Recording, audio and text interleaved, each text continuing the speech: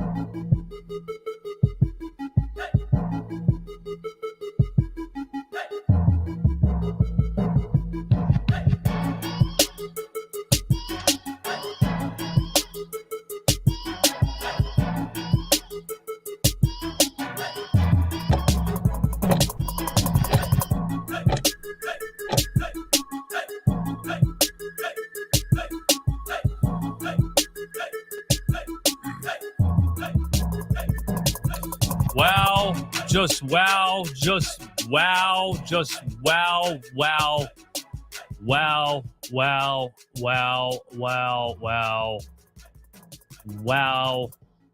Holy hell, wow. What the wow. Holy wow. Just wow, man. Just Sixers win game 5. They force a game 6. They win game 5 in New York. They force a game 6 back in Philly. They fight, they claw, they somehow survive. Tyrese Maxey just puts on a miraculous superstar performance in a pivotal winner go home playoff game. Just absolutely unbelievable. I am at a loss for words, but it is my job to say words on here. So I'm going to do my best to do that while being at a loss for words. Thanks for being here. 730 right now. Go ahead and hit the like button for me one time. Close out the chat, hit the like button, get my likes up. Let's get over 1,000 in the stream. I love you guys. We're still here. We're still alive. We're still fighting. There is still hope. There is still hope somehow, some way.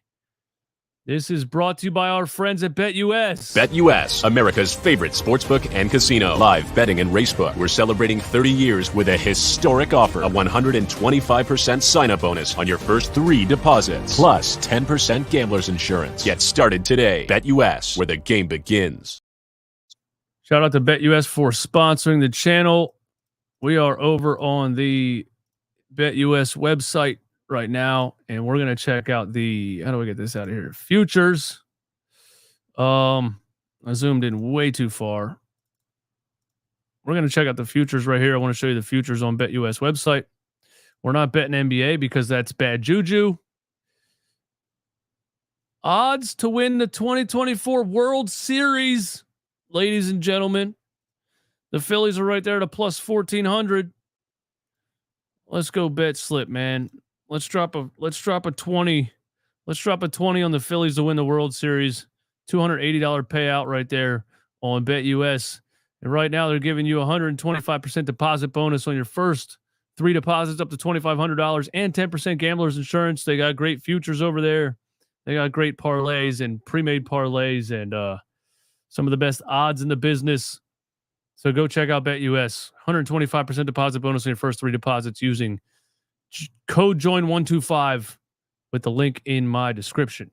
Also, we're still giving away free money from BetUS. So if you make an account and you send me your account number on Twitter, first 5 people to DM me their account number will get $25 free to bet with also. So take advantage of that. Thank you, BetUS, for sponsoring the channel. Let's get down to business. the Philadelphia 76ers, ladies and gentlemen, in a winner go home. Game 5 in New York. If you lose, your season's over. They go into the Garden. They don't get the production from some players that they would have liked. And some other players stepped up and delivered it. And they win 112-106 in overtime. An absolute, just one of the best, flat out best NBA games of the season. If you're an NBA fan, if you are just a fan of high level sports and competition, just one of the best games you will see in these playoffs. A back and forth battle. Neither team wanted to back down. Neither team wanted to give in. And the Philadelphia 76ers, who we were just ragging on hard for being down 3-1 in this series, showed some life. They showed some life. Obviously the main story here is the young stud Tyrese Maxey with a 46-point performance against the New York Knicks in Madison Square Garden in an elimination playoff game at 23 years old. He did it. He did it. And 14 hours ago, go over to my Twitter at RunItBackPhilly. 14 hours ago, I tweeted, the only thing that's going to save us tonight is a Tyrese Maxey 50-point game. I felt like it was possible, but I didn't really think it was possible against this New York Knicks defense. Let's throw that out there too. This is by far and away the best defense in the NBA. I don't care what anybody says, Minnesota Timberwolves, whoever you want to put up there. I'm putting the New York Knicks up there.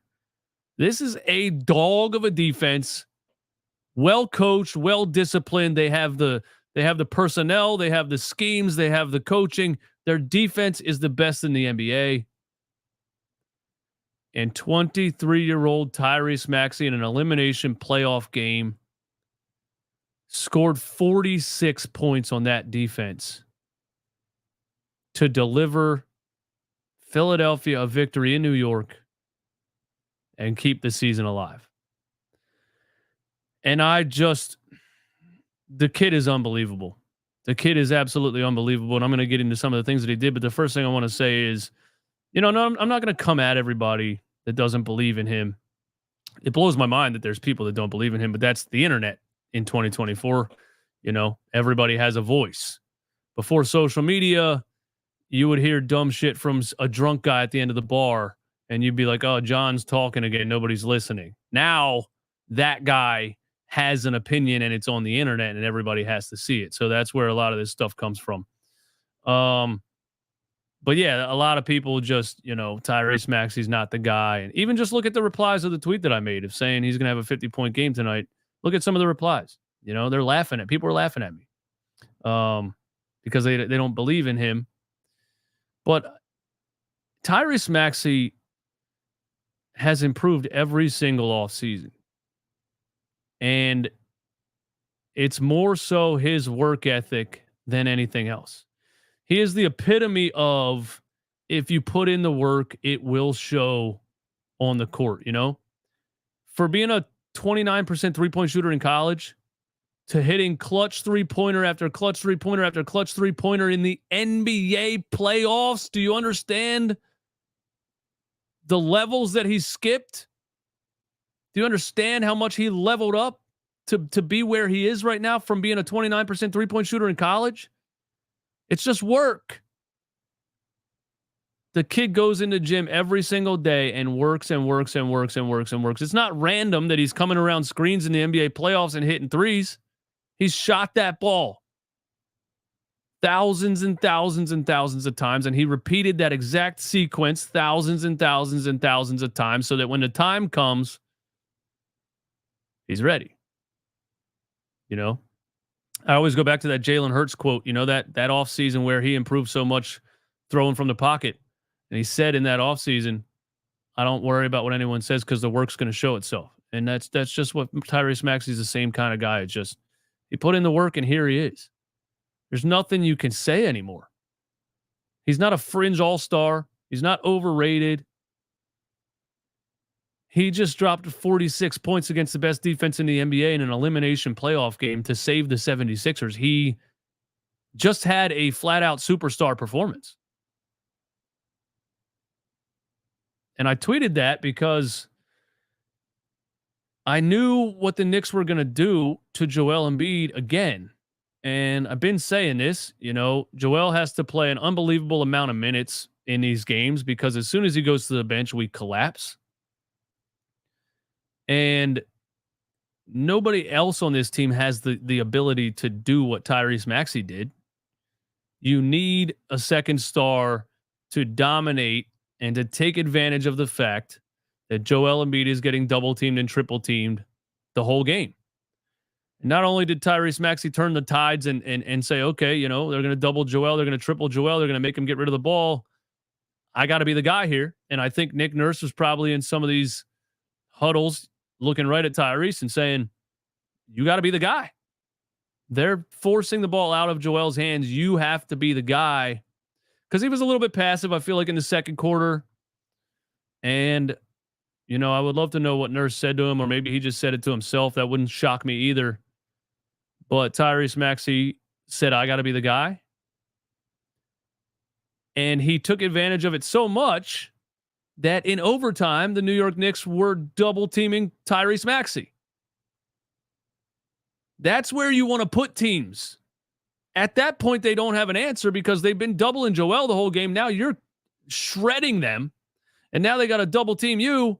And now you can get it back to Joel. And Joel struggled a lot.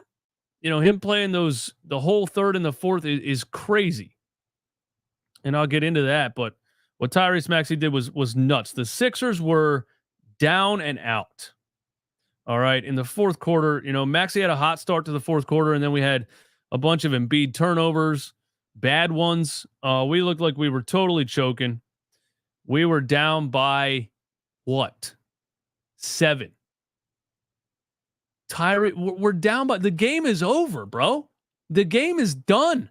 I think the only person that didn't believe the game was over was Tyrese Maxey. And he gets around an Embiid screen. Robinson switches onto him. He gets him to jump on a pump fake, and he leans in and hits a 3-pointer through contact for a 4-point play.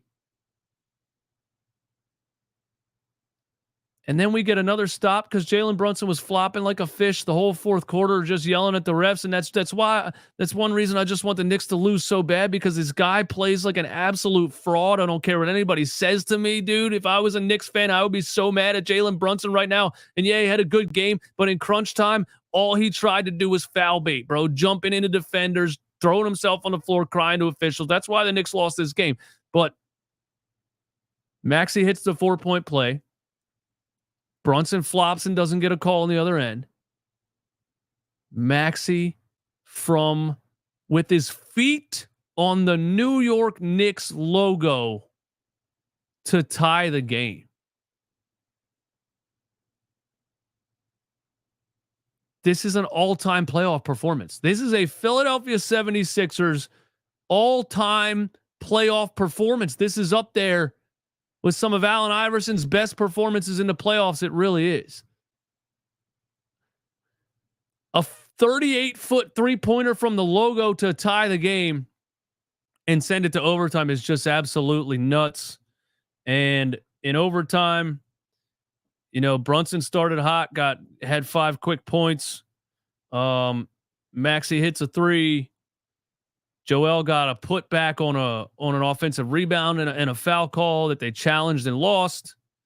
Then Joel Embiid had a wild 3-point play where he got, I think, Robinson also to jump on a pump fake and got the call and hit a crazy 1-footed fadeaway jumper through contact. I mean, Joel had his ups and downs in this game. He had a rough time a lot of times. This Knicks defense is absolutely no joke. And just credit to them the way that they play it. I don't know if you guys watch this YouTube channel called Horrible Coaching or Awful Coaching. This guy that screams about bad coaches in the NBA, but watch his Tom Thibodeau video about how perfectly the Knicks play defense. It's good stuff. But yeah, in overtime, then they started to double Tyrese, and you needed Joel to step up and playing entire third and fourth quarter. Joel answered the call too and hit some huge buckets down the stretch and got to the free throw line, and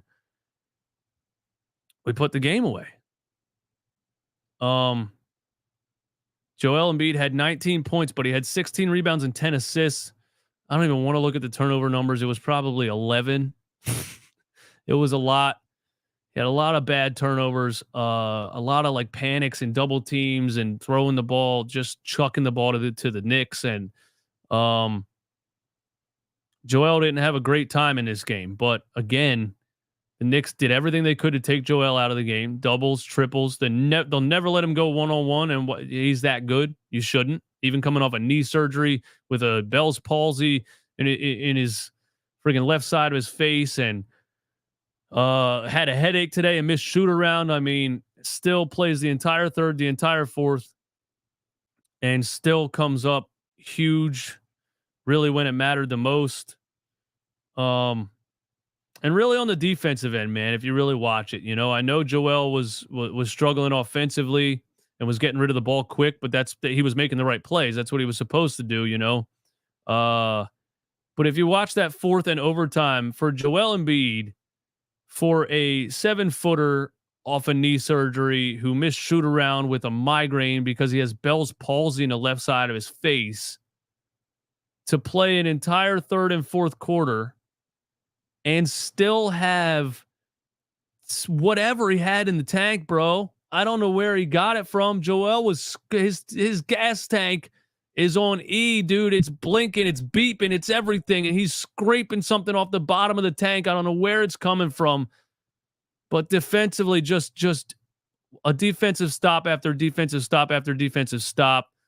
A block on Josh Hart that I remember off the top of my head that was a huge one. Diving for loose balls. We get a call go against us that was inbounds that they called out of bounds. Just an absolute warrior performance from Joel Embiid, playing the minutes that he's playing. He played 48 minutes in this game. A 7'2", 280-pound player played a 48-minute playoff game. With all of the things that are ailing him, and still had enough left in the tank to defend the rim in the fourth quarter and overtime and give you a little bit of something when you needed it, when they were doubling Maxey and he gets that and one and everything. The guy's just you can't question Joel Embiid's heart. That's my thing with people. I say I'm tired of the guy being hurt, and it's not even a slight to Joel. I'm not talking trash about Joel Embiid. I'm just saying if he's hurt and we lose again, I'm just tired of doing the same thing every season. But you can't question Joel Embiid's heart, man. You can't. It sucks that he's hurt every year. But as long as there's a beat in that guy's heart, he's going to try his best to win. One leg, one eye, whatever it is, play 48 minutes, whatever it is. He's going to give his all and leave it all out there. And if you succeed or fail, you can leave with dignity by saying, I tried my absolute hardest. And just a warrior performance from Joel Embiid. The play at the end, towards the end, and Knicks fans, I want you to know this too. I really want you to understand this. Jalen Brunson was great in this game. But that little flopping bastard cost you this game. He cost you this game. Because all he tried to do at the end of the fourth and in overtime was fish out contact in the lane and throw himself on the floor. And finally, he got all those calls in the first two games in the series. He didn't get those in game 3. Game 4, he got a lot of them. He got a lot of them in this game. But finally, at the end, the officials stopped giving it to him. And he tried to foul bait 3 or 4 times there towards the end, didn't get the call, and kind of foul baited you out of the game really at the end. You know? And the one on Joel where Brunson drives right, Joel pulls the chair out, and Brunson runs sideways and elbows him and throws himself back, and Joel got a flagrant for slapping him in the face. When is the NBA going to stop rewarding this garbage? This is garbage basketball. I'm sorry. Jalen Brunson's a great talent. He made a lot of tough shots tonight, but what he did in the fourth and overtime is embarrassing for the NBA. It's garbage basketball because you can give the guy 5 feet of space and he'll chase you. He will drive the lane and you can run away. And instead of just laying the ball in, he will chase the defender to try to get contact. It's pathetic, bro. I'm tired of watching it. And I'm glad they stopped calling it at the end of the game. And I would love nothing more. Obviously, I'm a Sixers fan. I want to win the series, but I would love for the Knicks to lose just because of this guy foul baiting in crunch time. I can't stand it, man. I can't. Just play the game. Just play the game, dude. The defender's not even close to you, and you're running away from the rim to try to make contact, bro. What are you doing? Anyway, I wanted to make that little rant, I guess. I got to give Tobias Harris his flowers, man. And this isn't excusing everything you did this season, the past 5 seasons. This isn't excusing how much you sucked in this series, most of it. But finally, Tobias Harris steps up and has a good game and gives us 19-8. He started out hot first quarter. I was predicting what I thought was the inevitable, was that he was going to disappear, in the second half. But he played incredibly hard the whole game. His defense was really, really good. His effort was there 100% on every defensive possession. Got beat a couple times, but for the most part, man, staying in front of guys, got a lot of clean strips at the ball on OG Anunoby, on Brunson, on whoever was on him. And hit some big wide open threes. What was the run in the third quarter where we couldn't hit a wide open three? They were doubling Joel, tripling Joel. And I was saying this game is over and this season is over because, once again, for year number 8, nobody can make a three when they throw the kitchen sink at Joel. So what can you do? I remember Tobias Harris stopping one of those kind of stagnant moments that we were having by hitting one of those big time threes. And Tobias Harris was massively important in this game. Some of those shots ended droughts for us and kept the defense honest. So a couple of huge shots for Tobias. Again, I thought he played great defense. I thought he played incredibly hard. And I just hope this, gives him a lot more confidence going into the next game. Because the first 4 games he played scared. Like I knew he was going to play against the New York Knicks. He didn't want to do anything. He didn't want any parts of scoring the basketball. And he didn't want any parts of being physical. He was fighting for rebounds in this game.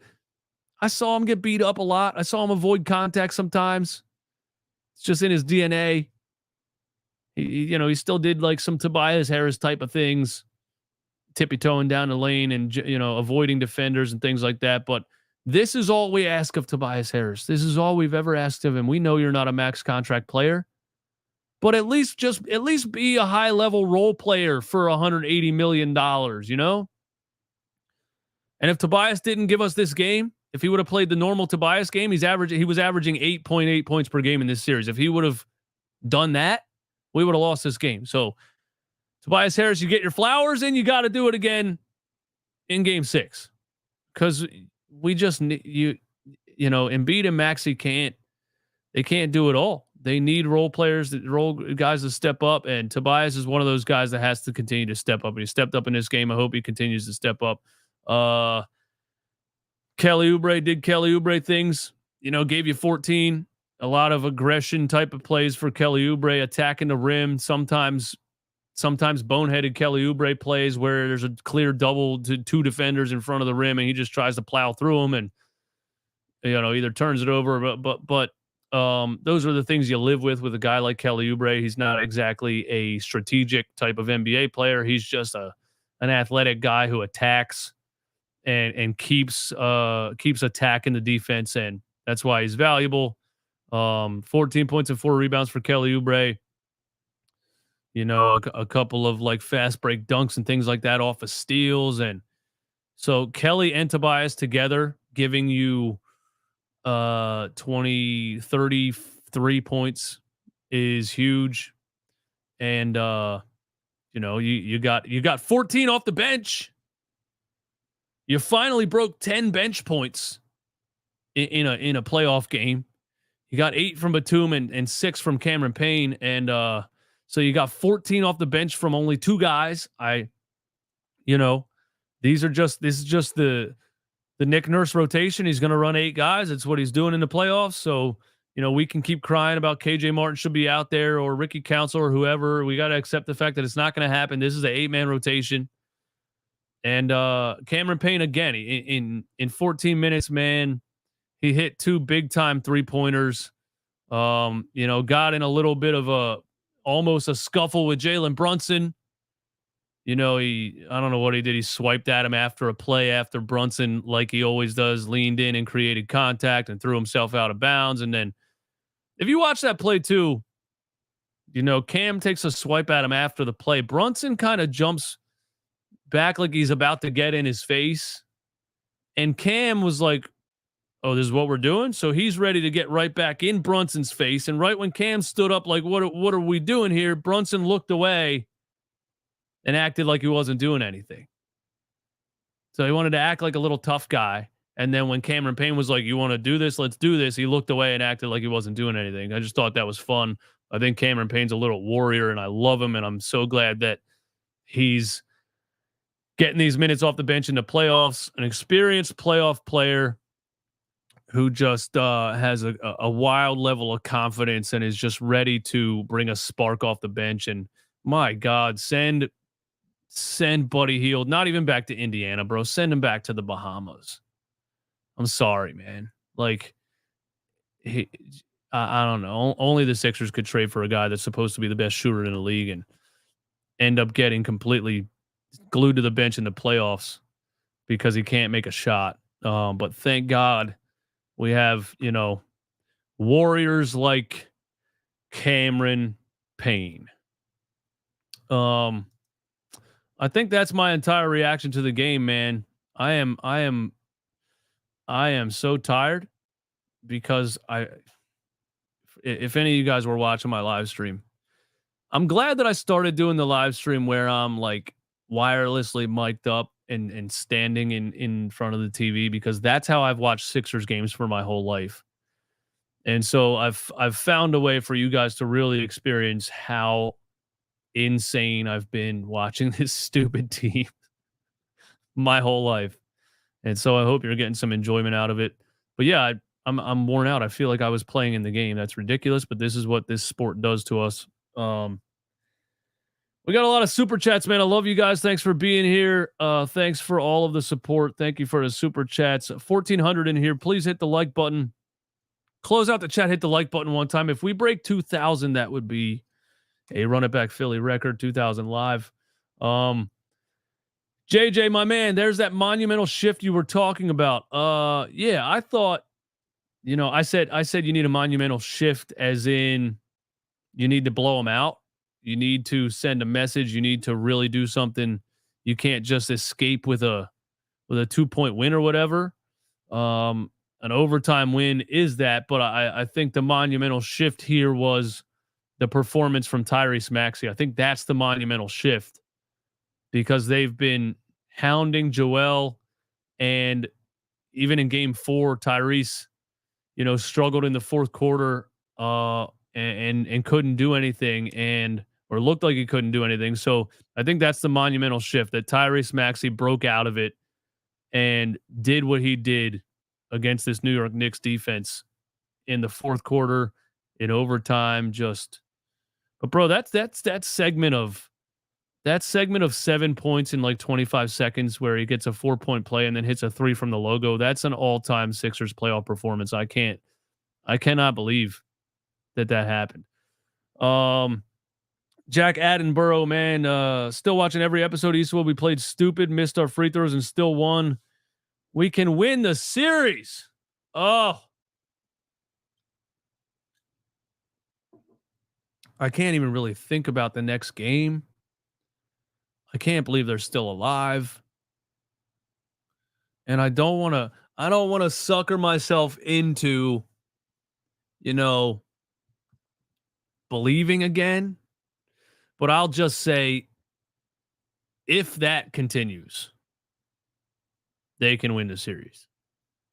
But you're going to have, and I said it on the live, I was like, what if Tyrese Maxey goes off for 3 straight games and the Sixers win the series? What he did tonight was miraculous, and he needs to do it 2 more times. The odds are against us and him and any basketball player doing that 3 times in a row. It would be a legendary run if that happens. We will see. Zulu, thank you for the super chat. That 2% creeped up and got us. Exactly, man. People said, how much do you believe the Sixers can win this series? I did a whole live stream saying the series is over. And I said there's 2% of me that believes that they could still win. The 2% is still here, man. Joel Ramos, dude, I'm the jinx for talking about your bad camera the other day. Every time I watched the Knicks would go up, I left when they were down 5 at the end. Go Sixers. Every time I watched the Knicks would go up, I left when they were down 5 at the end. What? Oh, in the stream. Oh, in the stream. Oh. Thanks, bro. Thanks for the super chat. Let's see. 76 reasons why now it's on us to show out for game 6, bro. Philly fans, Sixer fans, you got to show up. Don't let the Knicks take over our stadium again, man. Don't let the Sixers take over our arena again, man. Hayden Aznaro, Tobias making his return to the Fargo Center. We're still alive, man. We're still alive, and Tobias had a good game. Bill, thank you for the super chat. Breaking: Nick Nurse apparently sprained his finger, so he couldn't draw plays in the second half. For real? Demon Badger, Tyrese Maxey, that's the super chat. Thank you, bro. Thank you. Yes. Aaron Cabbage, what's up, man? Thanks for the super chat. I was wrong about trading Embiid. If Maxey can be a superstar, we get another really good third option. Joel can be Draymond Green. Well, Joel will always be 100 times more than Draymond Green. I just want Joel to be Tim Duncan, I just don't want Joel to have to be a superstar on the offensive side and the defensive side because it's just not sustainable. And if Tyrese Maxey can grow into more of a leader, Joel can be a really, really, really good scoring center. And then maybe you get like an Aaron Gordon type of player and some other help and you build a deeper roster. But yeah, I think that's the right way to look at it, man. I don't think we should be looking at trading Embiid because, first of all, I don't think you're going to, he's injured all the time every year. How much value is there in a 30-year-old that breaks his knee every year? I think you just keep trying to build around him, and now you have the Tyrese Maxey effect. Peter, what's up, man? Thanks for the super chat. Toby hit 2 huge free throws to extend his career. He did hit 2 massive free throws, man. Shout out to Tobias. He was clutch, man. Great game from him, and I hope he continues it. I don't know.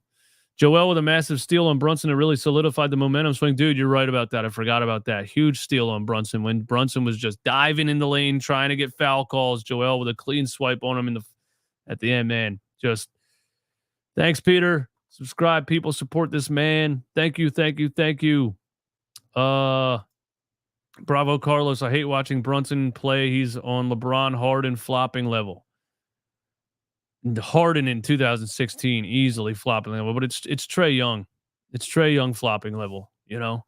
It's a player that gets in the lane and knows that the only way for them to score right there is to get a foul called. It's annoying. It's annoying because I like Jalen Brunson as a talent. I think he's incredible, and there's so many times in the game where he just makes an incredible shot. And then you get into the fourth quarter and he does that. And it's I'm just glad the refs stopped rewarding it in the fourth. That lean in elbow to Embiid, that's just, it's an offensive foul. I called it on the live broadcast. I was like, bro, it's an offensive foul. What is this? What are we watching? He dives into the defender. It's so annoying. James Mendoza, nice shirt. Greetings, savoring this win for today. Yeah, I wore the Julius Erving baseball jersey randomly because I wanted something that's got some breathe in it. And so now I have to wear this every game. This is the good luck jersey now. So here we are. Turd Ferguson, max out your credit cards and fill the seats at the Wells Fargo Center. Yeah, we got to fill the seats, man. I won't be there because I will be streaming the game, of course. But yeah, do that. Fill it up. Fill it up, man. I am exhausted. I'm not going to stay up here for too long. I thank you all for participating. Thanks for being here. Thanks for listening. Hit the like button for me, man. Bruh. I got to hire a staff for playoffs because I can't handle this. I was like, yeah, I'll do the live streams and then I'll do post-game live still. And it's easy during the regular season. It's playoffs is taking a lot out of me. But yeah, thank you guys, man. The Sixers win. Tyrese Maxey, unbelievable performance. We stay alive. Game 6 in Philly. We're still alive. There's still hope. There's still hope, man. This team is insane. I'll see you guys soon, man. Y'all take it easy. Have a good night.